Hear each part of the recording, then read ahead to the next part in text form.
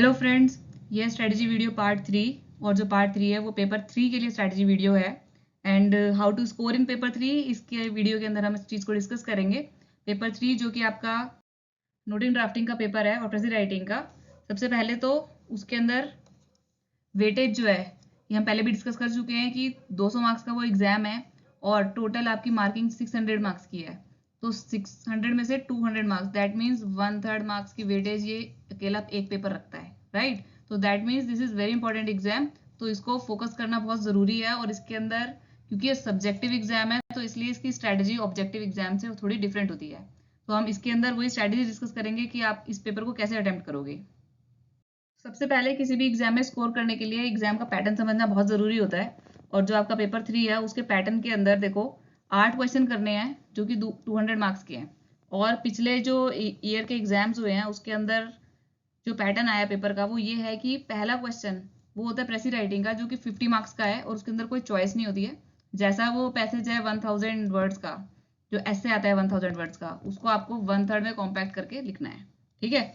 Next noting, एक question noting का होता है और उसमें डेटा वगैरह है, उसको कुछ एनालाइज करके आपको एक नोट बनाना होता है और वो भी 40 मार्क्स का है। तो ये भी काफी वेटेज रखता है। इसके अंदर भी कोई चॉइस नहीं होती, जो क्वेश्चन आया वो आपको अटेम्प्ट करना है। उसके बाद आपका चॉइस होती है कि भाई 3 में से 2 ड्राफ्ट बनाने हैं और एक ड्राफ्ट उसमें से 25 नंबर का है। ऐसा जरूरी नहीं है कि 2 ड्राफ्ट ही आए, ऐसा भी हो सकता है कि भाई एक ड्राफ्ट और एक नोटिंग आ जाए, तो वो तो आप देख सकते हैं। नेक्स्ट 6 में से 4 ड्राफ्ट बनाने होते हैं और एक ड्राफ्ट जो है वो 15 मार्क्स का है, ठीक है। तो इस हिसाब से पेपर की मार्किंग स्कीम है और इस हिसाब से उसके अंदर क्वेश्चंस आते हैं। अब देखो भाई स्ट्रेटजी टू स्कोर, सबसे पहली स्ट्रेटजी टू स्कोर क्या है? All questions must be attempted, यानी कि आपको 200 के 200 नंबर का क्वेश्चन पेपर अटेम्प्ट करना है। भाई पहली बात तो ये कि सब्जेक्टिव पेपर है, तो 200 में से 200 पूरा अटेम्प्ट करोगे तो कोई नेगेटिव मार्किंग तो होगी नहीं। कुछ आप लिखोगे तो उसके कुछ मार्क्स ही मिलेंगे। तो जस्ट फोकस ऑन दिस कि भाई आपको सारे क्वेश्चन अटेम्प्ट करने हैं, चाहे आता है चाहे नहीं आता है, ठीक है। कुछ आप लिखोगे तो एग्जामिनर उसको पढ़ के हो सकता है उसमें से कोई चीज ठीक हो। सपोज 15 नंबर का कोई क्वेश्चन है लास्ट वाला ड्राफ्टिंग का, आप बिल्कुल ही छोड़कर आ जाओगे कि भाई मेरे को तो ड्राफ्ट बिल्कुल नहीं बनाना आ रहा। भाई आपको अगर नहीं समझ में आ रहा कि उसकी बॉडी में क्या लिखें, तो आप कम से कम ऊपर DFA डाल के, नंबर लिख के, गवर्नमेंट ऑफ इंडिया, भारत सरकार और वो सब करके फॉर्मेट तो बना ही सकते हो ना। तो 15 में से 5 नंबर भी मिल सकते हैं आपको उसके अंदर। तो 5 marks are lot of marks, है ना, क्योंकि एक एक नंबर पे बहुत सारी रैंक्स का फर्क पड़ जाता है। और दूसरी चीज ये है कि अगर भाई 200 मार्क्स का पेपर है और उसमें से आपने 15 नंबर का करा ही नहीं है, तो इसका मतलब आपकी तो मार्किंग ही 185 में से होगी। तो इसलिए क्वेश्चन पेपर को पूरा अटेम्प्ट करना बहुत जरूरी है इस एग्जाम के अंदर। अब क्योंकि 8 क्वेश्चंस आते हैं और 8 में एक प्रेसी राइटिंग भी है एंड देन नोटिंग ड्राफ्टिंग। आप खुद सोचो, जब आप ऑफिस में काम कर रहे होते हो तो एक नोट बनाने में, एक ड्राफ्ट बनाने में टाइम लग जाता है कई बार, चीजों को समझने में, केसेस को समझने में। अब एग्जाम के अंदर तो इतना टाइम होगा नहीं कि आप उसको बहुत अच्छे से एनालाइज कर पाओ, तो आपको वहां पर टाइम मैनेजमेंट करना पड़ेगा अगर पूरे पेपर को अटेम्प्ट करना है। तो पेपर में टाइम मैनेजमेंट करना कैसे है? जो आपकी प्रेसी राइटिंग है, हाँ, जो कि 50 मार्क्स की वेटेज है, और वो प्रेसी राइटिंग के अंदर आपको करना क्या होता है? 1000 वर्ड्स का जो ऐसे आता है उसको आपको 1/3 अराउंड 333 वर्ड्स के अंदर कॉम्पैक्ट बना के लिखना है, ठीक है। तो उसको पढ़ने में भी टाइम लगता है, उसके अंदर आप थोड़ा सा सोचोगे भी सही। उसके लिए आप 45 मिनट डिवोट करोगे। 45 मिनट्स में आपका प्रेसी राइटिंग खत्म होने की स्टेज पर आ जाना चाहिए। और उसके बाद नेक्स्ट है आपका नोटिंग। 40 नंबर का ये क्वेश्चन है और उसके अंदर आप उसको 30 मिनट्स मान के चलना। ये बहुत ही कैलकुलेट करके टाइम लिखा गया है और इसको अगर आप as it is timeline को फॉलो करोगे तो आपका एग्जाम जरूर पूरा होगा और टाइम पे पूरा हो जाएगा। और इवन आपको आखिरी में 5 मिनट और मिलेंगे उस अपने एग्जाम को रिव्यू करने के लिए कि भाई कहीं कोई सिली मिस्टेक तो नहीं कर दी, कोई गलती तो नहीं कर दी है। उसके बाद देखो जो आपके 25-25 नंबर के 2 ड्राफ्ट्स हैं, उसको आप ध्यान रखना कि भाई 20 मिनट में एक ड्राफ्ट बनाना है। तो 20 मिनट में एक ड्राफ्ट बनाओगे तो 40 मिनट्स में आपके दोनों क्वेश्चंस पूरे हो जाएंगे। देन आखिरी के जो 4 ड्राफ्ट्स हैं वो आपको चारों ड्राफ्ट 1 घंटे के अंदर बनाने हैं।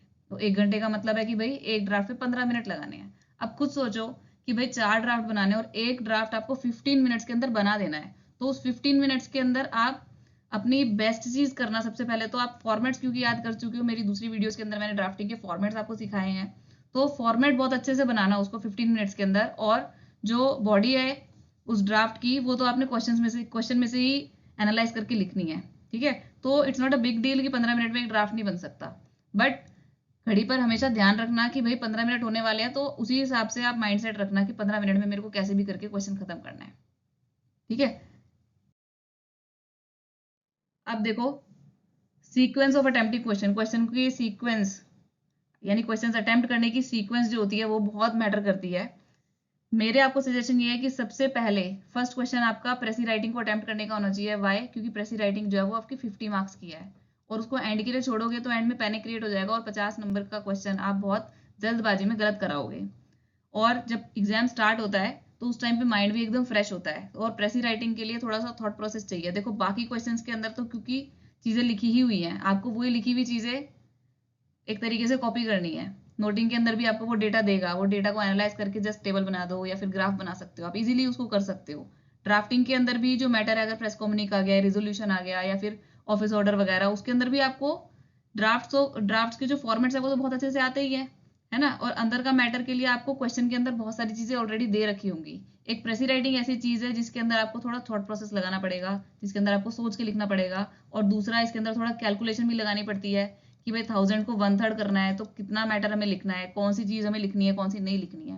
प्रेसी राइटिंग पर भी मैं एक वीडियो भी रिलीज करूंगी, उसको भी आप देख सकते हो कि प्रेसी राइटिंग को किस तरीके से अटेम्प्ट करना चाहिए। तो मेरा सजेशन यही है कि भाई पहला क्वेश्चन जो होना चाहिए ऑर्डर ऑफ अटेम्प्शन के अंदर, पहला क्वेश्चन आप प्रेसी राइटिंग ही अटेम्प्ट करना, और 45 मिनट के अंदर कोशिश करना कि भाई वो किसी तरीके से खत्म हो जाए। और 45 मिनट ना सही 2-3 मिनट और ऊपर हो जाए तो कोई फर्क नहीं पड़ता, बट स्टिल 45 मिनट्स पे आप इस कंडीशन में होने चाहिए कि हाँ बस लास्ट की 2 लाइन रह गए, 3 लाइन रह गए और मैं खत्म करने की स्टेज पर आ चुका हूँ। ठीक है, नेक्स्ट देखो, नेक्स्ट आप अटेम्प्ट करना ड्राफ्टिंग, क्योंकि नोटिंग का तो देखो कोई फॉर्मेट नहीं होता एज सच। ठीक, ड्राफ्ट के तो क्योंकि हमें फॉर्मेट बहुत अच्छे से पता है कि भाई कैसे बनाना है, और आधी चीजें तो हमें ऑलरेडी लर्न है उसके अंदर कि भाई ऊपर भारत सरकार वगैरह लिख दिया, राइट में डेट लिख दी, सब्जेक्ट लिखा है अगर ऑफिस मेमोरेंडम है तो। ठीक है, फिर ऑफिस मेमोरेंडम के अंदर तो हम लाइंस भी याद कर चुके हैं कि स्टार्ट कैसे करना है ऑफिस मेमोरेंडम को, और फिर नीचे यहाँ पे ABC under secretary to the government of India, इतनी सारी चीजें तो तुम्हें पहले से ही पता है। तो ये जो ड्राफ्टिंग के क्वेश्चन है ये बहुत अच्छे से आप लोग अटेम्प्ट कर सकते हो। तो इसलिए इसके बाद यानी प्रेसी राइटिंग को अटेम्प्ट करने के बाद आप ड्राफ्टिंग पे बढ़ जाओगे। फाइन, और उसके बाद लास्ट के 30 मिनट्स ड्राफ्टिंग पे कितना टाइम देना है तो मैं बता ही चुकी हूँ कि भाई एक ड्राफ्ट पे ऑलमोस्ट 15 मिनट्स देना। ठीक है, तो 15 के 20 भी हो जाएंगे और 15 के 18 भी हो जाएंगे, तो it is not a big deal, आपके पास 5 मिनट वैसे भी स्पेयर है। ठीक है, तो 15 मिनट्स में इजीली एक ड्राफ्ट बनाया जा सकता है। और उसके बाद जब आखिरी का आधा घंटा बचे तो बिल्कुल आप फ्री माइंड से कि भाई अब तो पूरा आधा घंटा है और आधे घंटे में आपको सिर्फ एक नोट बनाना है, इतना तो ऑफिस के अंदर भी इजीली बन जाता है। तो आपको इस ऑर्डर ऑफ अटेंशन से क्या होगा, पैनिक क्रिएट नहीं होगा, है ना। तो नेक्स्ट स्ट्रेटेजी टू स्कोर है फॉलो द डेडलाइंस। डेडलाइंस कौन सी डेडलाइंस, अभी जैसे मैंने पिछली स्लाइड में बताया कि भाई कौन से क्वेश्चन को कितना टाइम देना है।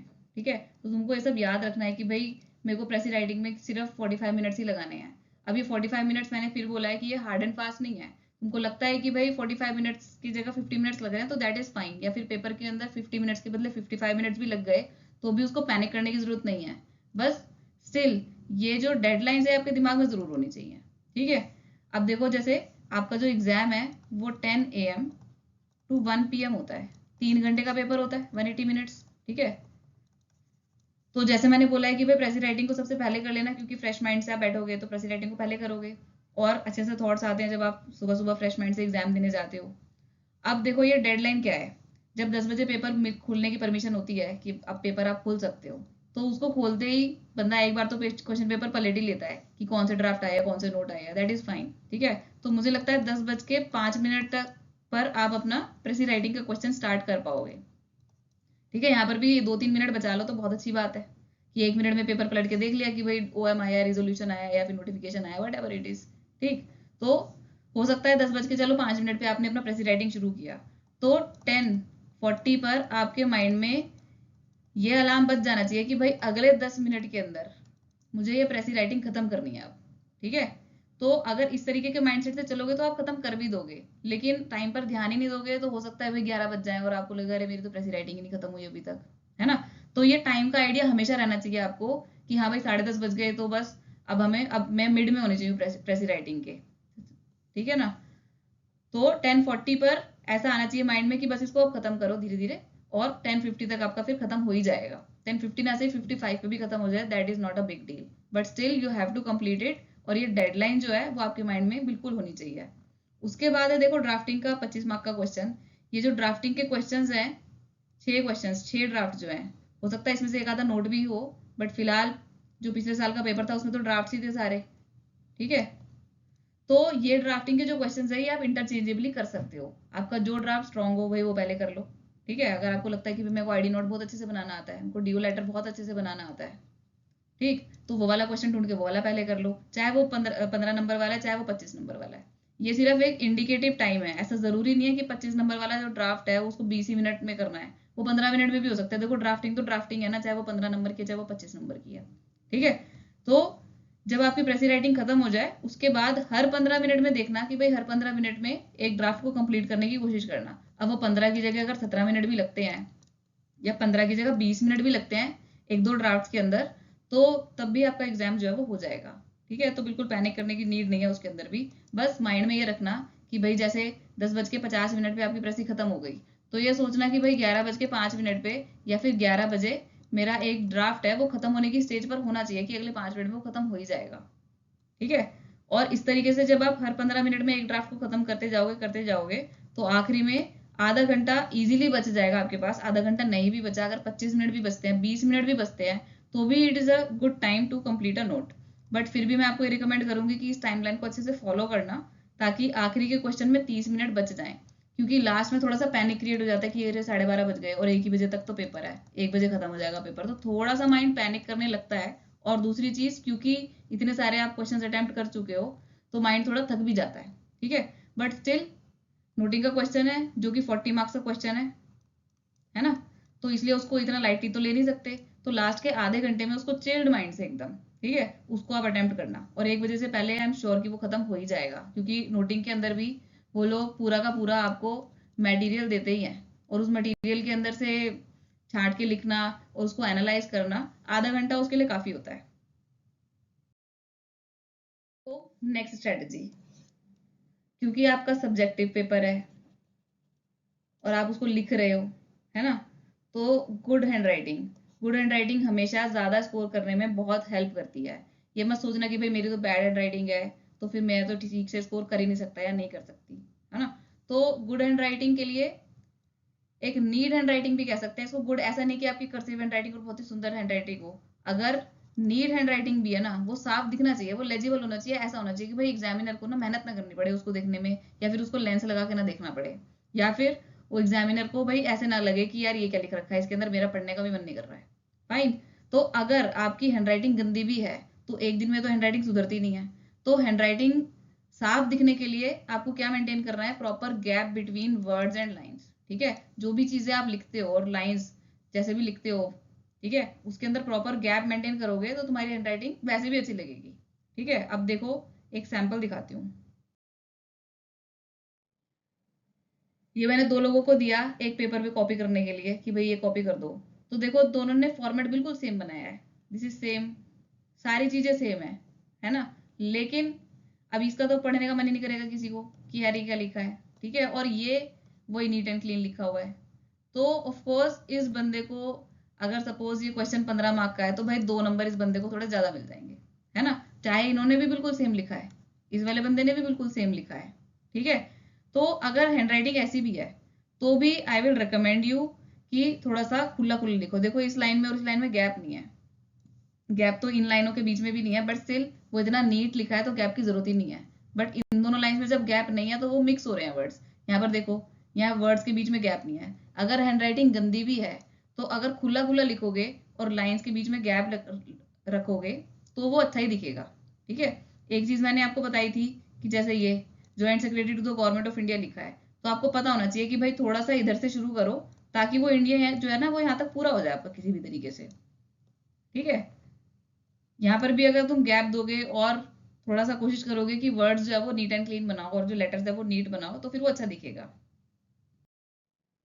नेक्स्ट देखो, neat and presentable answers. Hand writing के बाद है नीट और प्रेजेंटेबल आंसर्स। पहली चीज क्या, पहले से ही माइंड में देख लो, सोच लेना कि भाई कटिंग नहीं करनी है, अगर हो भी जाए कटिंग तो उसको ऐसे तमीज से काटना है। ठीक है, ऐसे नहीं उछड़ मुछड़ करके, तो वो गंदा दिखता है। तो बेटर होगा कि बिल्कुल उसको सिर्फ एक लाइन से काटना। ठीक है, ओवर राइटिंग कोशिश करना कि ना हो, बट स्टिल अगर हो भी जाए तो ये मत सोचना कि यार मेरे तो नंबर ही चले गए। ठीक है, तो ऐसे कोई चीज नहीं है, बट स्टिल ये आपके लिए सिर्फ एक एडवाइस है कि इसको अवॉइड करना। ठीक है, कई बार हो भी जाती है कटिंग, तो it's not a big deal, but you still keep in mind कि भाई मुझे अवॉइड करना है। ठीक, next, right in straight lines. आपको अनरूल्ड पेपर मिलेगा, ठीक है, उस पर लाइंस नहीं होंगे, तो कोशिश करना कि स्ट्रेट लाइंस में लिखो। अगर आपको लगता है कि भाई मैं जब लिखने लगता हूँ या लिखने लगती हूँ तो भाई मेरा टेढ़ा टेढ़ा जाने लगता है कि ये मेरे को ऐसे लिखना था,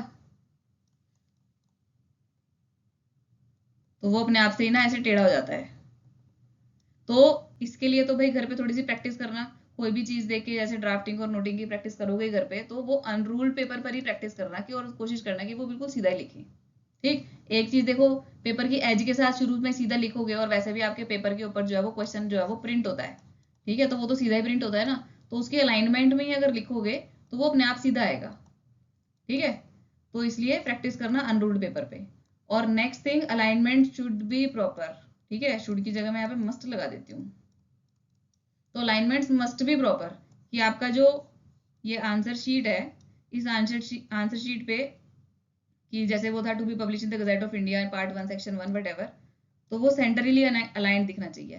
फिर उसके बाद जब आप ऊपर तो डीएफए लिखोगे और यहाँ पे फिर नंबर डाल के डैश डैश और भारत सरकार वगैरह जब लिखोगे, फिर राइट साइड में लिखोगे, नीचे इधर लिखोगे, लेफ्ट साइड में सब्जेक्ट लिखोगे, है ना, बीच में रिजोल्यूशन या ऑफिस मेमोरेंडम जो भी चीज़ है वो लिखोगे, बॉडी, तो वो बिल्कुल ऐसे ना अलाइनमेंट उसकी दिखनी चाहिए कि हाँ भाई देखो ये तो सेंट्रली अलाइंड है, ये राइट अलाइंड है, ये भी राइट अलाइंड है, लेफ्ट में 2 करके जो भी लिखोगे ये सब लेफ्ट अलाइंड है। प्रॉपर कोशिश करना कि भाई गैप भी दो। मैंने बताया था कि भाई सब्जेक्ट अगर लंबा हो जाए, है ना, तो भाई इस तरीके से यहाँ पर फिर गैप देके यहाँ से लिखना।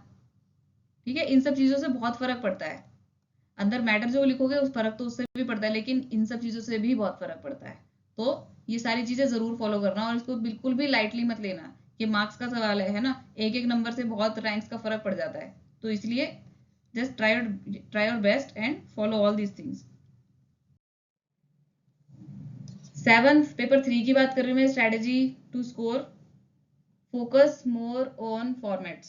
ठीक है, फॉर्मेट्स पे ज्यादा फोकस रखना है, क्योंकि मैं बार बार कह रही हूँ कि जो मटेरियल है वो तो आपके क्वेश्चन में वैसे भी लिखा होगा, तो इसलिए फॉर्मेट ही ऐसी चीज है, वो क्वेश्चन में तो होगी नहीं, वो आप लर्न करके जा रहे हो, तो वो इसलिए ऐसी तरीके से लर्न करके जाओ कि वो बिल्कुल भूलो नहीं। और ड्राफ्ट क्योंकि इतने सारे हैं, किसी में नंबर ऊपर आ जाता है, किसी में नंबर नीचे आ जाता है कि नंबर यहाँ पे लिखना है, किसी में ऊपर है, ठीक है, किसी में 2 बार सिग्नेटरीज थी, किसी में एक ही बार सिग्नेटरी है, किसी में सब्जेक्ट आ रहा है, किसी में सब्जेक्ट नहीं आ रहा है। ठीक है, कहाँ पे कॉमा लग रहा है, कहाँ पर आपकी पर्सनल टोन आ रही है, डियर लगा के कैसे लगना है, जो डीओ लेटर है उसके अंदर एम्बलम के लिए यहाँ पे एम्बलम इन रेडिक लिखना होता है, इसको भूल मत जाना। ठीक है, और यहाँ पे बॉक्स बना के फिर आपको उस बॉक्स से थोड़ा सा नीचे से शुरू करना होता है, यहाँ पे डीओ नंबर और वही गवर्नमेंट ऑफ इंडिया वगैरह, फिर यहाँ पर थोड़ा सा लिखोगे आप श्री एबीसी उनकी डेजिग्नेशन वगैरह। तो ये सब चीजें जो है ना वो याद होनी चाहिए, तो वो याद तब रहेंगी जब आप 4 से 5 बार सारे ड्राफ्ट के फॉर्मेट्स कर लोगे। अपने आप को चैलेंज करना है एक बार कि जो 11-12 ड्राफ्ट्स हैं आपके, ट्राई करना एक बार इस चीज को कि 11-12 ड्राफ्ट एक ही बार में, ठीक है, इन वन गो, बिना कहीं से देखे, बिना कहीं से रेफर करे, इन वन गो बनाना उनको, और फिर देखना कि आपकी कहाँ पर कितने फॉर्मेट्स के अंदर उसमें से गलती हो रही है और कितने आपके 100% ठीक आ रहे हैं। और इस चीज को आई विल रिकमेंड कि भाई कम से कम 4 या 5 बार करना, और इतनी कोई बड़ी चीज नहीं है, 1 घंटे में आराम से हो जाएगा, 1 या 1.5 घंटा लगाओगे इजीली हो जाएगा। ठीक है, इतना तो लगा ही सकते हो भाई, 200 नंबर का सवाल है ना। Next strategy, memorize the starting lines of all formats। ठीक है, यानी कि सारे फॉर्मेट्स की जो स्टार्टिंग लाइन है उसको बिल्कुल रट लेना। ठीक है, मैंने काफी सारे फॉर्मेट्स की स्टार्टिंग लाइन बताई है, और जो रह भी गई वो मैं अगले वीडियो में बता दूंगी। ओएम की बताई थी, लेटर की बताई थी। ठीक, तो जब आप फॉर्मेट्स की प्रैक्टिस करोगे 4 से 5 बार, जो मैंने कहा है कि अपने आपको चैलेंज करना कि पूरे 11 से 12 ड्राफ्ट एक ही बार में बनाना सारे के सारे। ठीक, तो वो जो 11 से 12 ड्राफ्ट बनाओगे एक ही बार में, उसके अंदर जब बॉडी लिखोगे कि जैसे डीओ लेटर है या फिर लेटर है, नॉर्मल लेटर ही है, तो जब उसकी प्रैक्टिस भी करोगे, जैसे लेटर है तो सर मैम लिखने के बाद फिर उसके बाद यहाँ पे लिखोगे ना, with reference to your previous letter dated so and so, I am directed to say that, है ना। तो जब इन फॉर्मेट्स की प्रैक्टिस करोगे तो उनके अंदर स्टार्टिंग लाइंस भी लिखना ताकि वो भी आपको याद हो जाए। और दूसरी चीज जो मैंने यहाँ पे लिखी नहीं है वो ये है कि जैसे नोटिफिकेशन है या फिर रेजोल्यूशन है, उसके अंदर नीचे एंड में लिखा हुआ था ना रेजोल्यूशन में कि order that copy of this resolution में be forwarded to whatever. ठीक है, तो ये जो स्टैंडर्ड लाइंस हैं जो कि एंड में लिखी जाती है या कहीं पर भी लिखी जाती है, स्टार्टिंग में लिखी जा रही है, तो स्टार्टिंग और एंड की, स्टार्टिंग एंड एंडिंग लाइंस, ये जो स्टैंडर्ड लाइंस हैं, जब प्रैक्टिस करोगे तो इन स्टैंडर्ड लाइंस के साथ प्रैक्टिस करना ताकि कोई गलती ना हो जाए। ठीक है, तो जो नेक्स्ट स्ट्रेटेजी है वो स्ट्रेटेजी है डोंट लूज योर काम। ठीक है, अभी तक जो 8 पॉइंट्स थे स्ट्रेटेजी टू स्कोर के, वो तो था कि पेपर को करना कैसे है, ठीक है, अटेम्प्ट कैसे करना है, पहले क्या करना है, बाद में क्या करना है, इंपॉर्टेंस किसको देनी है ना, फॉर्मेट्स को कैसे लिखना है, क्या क्या करना है।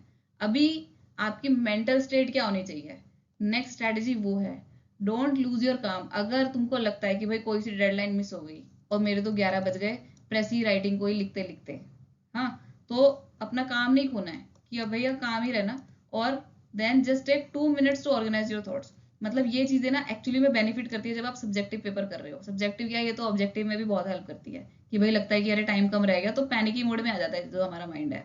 बट अब आप खुद सोचो कि भाई 10 बजे से 1 बजे तक का पेपर है और 11 बजे आपकी कोई सी डेडलाइन एक मिस हो गई, एक क्वेश्चन थोड़ा सा ज्यादा लंबा खिंच गया, है ना, तो स्टिल यू शुड थिंक कि भाई 11 बजे के बाद भी 2 घंटे तो बचे हैं ना अभी भी, तो क्या उस पैनिकी मोड में आके अपने वो 2 घंटे भी खराब कर दोगे। और अगर मैं अभी यही बोलूँ कि भाई पीछे मैंने बताया है कि ड्राफ्ट जो है वो 15-15 मिनट के अंदर एक हो जाएगा, तो 2 घंटे में तो आपके सारे ड्राफ्ट निपट जाएंगे और उसके बाद नोटिंग के लिए भी 15 मिनट का टाइम और बच जाएगा। ठीक है, तो कहीं से तो टाइम बच ही जाएगा। तो ये मत सोचना कि भाई एक क्वेश्चन की डेडलाइन मिस हो गई तो तुम्हारा पेपर ही खराब हो गया। ठीक है, तो इसलिए जस्ट डोंट लूज योर काम, इस चीज को याद रखना बिल्कुल, और बिल्कुल पैनिक करने की जरूरत नहीं है। नेक्स्ट देखो, don't lose hope in between the exam when there is still time left. ठीक है, अब भाई देखो अगर ऐसी सिचुएशन आ गई कि 10 बजे से 1 बजे तक का पेपर है और 12:55 तक, ठीक है, आपने ठीक किया और 12:55 पे आपसे कुछ गलती हो गई, फिर तो देखो कोई बात नहीं, 5 ही मिनट बचे हैं, फिर तो आप भाई पैनिक भी कर जाओ तो भी क्या है ना। बट अगर बीच में when there is still time left, अगर आपको लगता है कि मैं कोई चीज सुधार सकता हूँ, वैसे तो मैं ये बता दूं कि 5 मिनट के अंदर भी बहुत कुछ हो सकता है। अगर कोई गलती होती है, हो गई, तो उसको सुधारने का टाइम होगा 5 मिनट के अंदर भी। But still suppose 5 he minute बचे हैं और आपके 4 क्वेश्चन बच रहे हैं, तो फिर तो उसको कुछ नहीं हो सकता, है ना, उस टाइम पे तो वो कुछ नहीं हो सकता। बट जब कुछ हो सकता है, जैसे कि मैंने बताया कि 11 बजे आपको लगा कि कोई क्वेश्चन लंबा खिंच गया, तो still when there is still time left, तो उस टाइम पे होप लूज नहीं करनी है कि भाई अब तो मेरे से नहीं हो रहा, ये तो खराब हो गया, पेपर ही खराब हो गया, अब मेरे तो पूरा पेपर पूरे 200 नंबर गए, ये सब नहीं सोचना। ठीक है, just be optimistic and just don't lose hope in between the exam. जब तक भी उसके अंदर टाइम है ना, जब तक भी पूरा एक नहीं बच जाता, तब तक उसको बचा के रखना होप को कि भाई मैं कैसे ना कैसे इसके अंदर बेस्ट स्कोर कैसे कर सकता हूँ। Make the most of every minute, एक एक मिनट, ठीक है, एक एक मिनट बहुत इंपॉर्टेंट होता है एग्जाम के अंदर, तो एक एक मिनट का बेस्ट यूटिलाइज करना है। Next, don't take any question lightly. एक भी क्वेश्चन जो है वो लाइटली मत ले लेना। ठीक है, क्यों भाई, 200 नंबर का पेपर है, एक क्वेश्चन जो है वो 15 मार्क्स का है, एक भी क्वेश्चन को लाइटली लोगे कि अरे ये तो ऐसे सा है, ठीक है, इसको थोड़ा सा मेरा मन नहीं कर रहा अभी बनाने का, मैंने पूरा पूरा पेपर अटेम्प्ट कर लिया और 185 मार्क्स का मैं अटेम्प्ट कर चुका हूँ या कर चुकी हूँ, और 15 मार्क्स का ही बचा है। ठीक है, तो इसको मैं ऐसे ही जरा घसीटे मार के कर देते खत्म, पेपर तो खत्म होएगा कम से कम। ये सब चीजें नहीं सोचनी है। ठीक है, घसीटे नहीं मारने पेपर के अंदर, एंड तक भी जैसी हैंड राइटिंग फर्स्ट पेज पर होगी वैसी हैंड राइटिंग लास्ट पेज पर होगी। ठीक है, 19-20 का वेरिएशन चल सकता है, बट मेक श्योर कि same hand writing same state of mind से आप लास्ट क्वेश्चन तक पहुंच पाओ। ठीक है, तो इसलिए आखिरी के क्वेश्चन जनरली ऐसे होते हैं कि भाई आखिरी के क्वेश्चन हम लाइटली ले लेते हैं कि उसको तो ऐसे कर देते हैं। अब खुद सोचो, आखिरी के क्वेश्चन लाइटली लेने से आपको मार्क्स मार्क्स जो है वो आप लूज कर सकते हो, है ना। आखिरी के 15 नंबर का जो क्वेश्चन है, अगर वो लाइटली ले लिया और पिछले वाले 15 नंबर के क्वेश्चन में आपके 10-10 नंबर 11-11 नंबर तुम स्कोर कर रहे थे, ठीक है, और आखिरी के 15 नंबर वाला क्वेश्चन बिल्कुल ही बेकार तरीके से अटेम्प्ट कर दिया तो उसमें 5 नंबर मिलेंगे, तो that means you lost 5 marks here, 5 to 6 marks here. तो इसलिए एक भी क्वेश्चन लाइटली नहीं लेना है। Next, give yourself a fresh start. ठीक है, बीच में कहीं पर भी मिस होता है कुछ भी, जैसे कटिंग बहुत ज्यादा हो गई अचानक से, ठीक, और आपने क्वेश्चन गलत पढ़ लिया, कोई और फॉर्मेट बनना था, कोई दूसरा फॉर्मेट बन गया, हाँ, तो जस्ट गिव योरसेल्फ अ फ्रेश स्टार्ट कि उस क्वेश्चन को वहीं पे छोड़ के एटलीस्ट बाकी का पूरा कर लो। ठीक, कि भाई कहीं पर गलती हो गई, अगर मिस्टेक हो भी गई है किसी एक क्वेश्चन में और आप गलत फॉर्मेट बना चुके हो और वो बन चुका है, अभी शीट तो भर चुके हैं आप, रॉन्ग फॉर्मेट से कोई शीट भर गई तुमसे, तो भी just don't panic, just give yourself a fresh start, कोई दूसरा क्वेश्चन अटेम्प्ट कर लो, ठीक है, और इसको लास्ट में देखना कि इसके अंदर कितनी कम से कम कटिंग करके इसको ठीक किया जा सकता है। ठीक, बट एक क्वेश्चन की वजह से बाकी का पेपर मत खराब करना। नेक्स्ट देखो, every question must be attempted with best of your knowledge.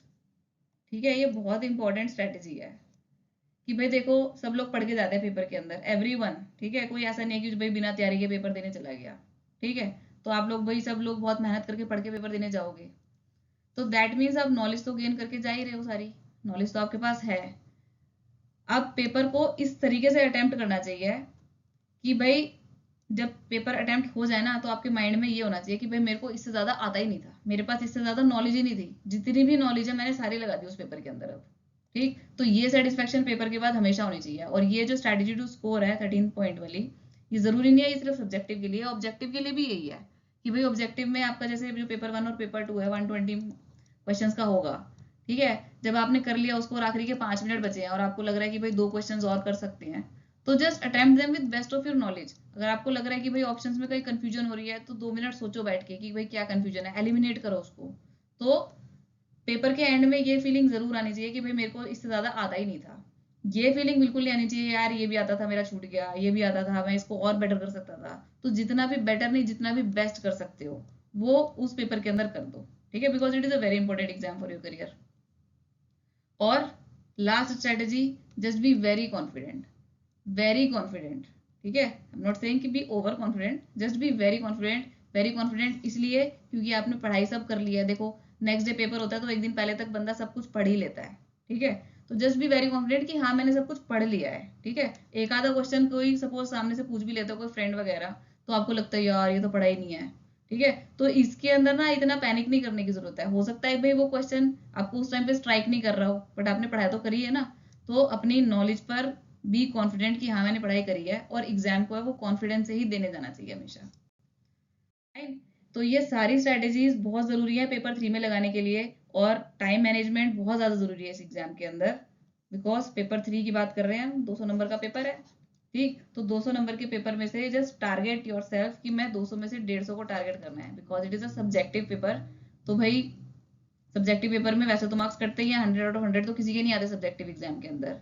तो एक प्रैक्टिकल टारगेट लेके चलना है कि भाई 150 टू 160 स्कोर करने लायक पेपर करना है मुझे, तब आप जाके कुछ 120 प्लस 130 प्लस ले आओगे, और it is a very good score. जब आप 130 प्लस या 140 के आसपास ले आते हो मार्क्स, तो it is a very good score. Fine, तो आई होप ये वीडियो आपको पसंद आई होगी। Thank you for watching.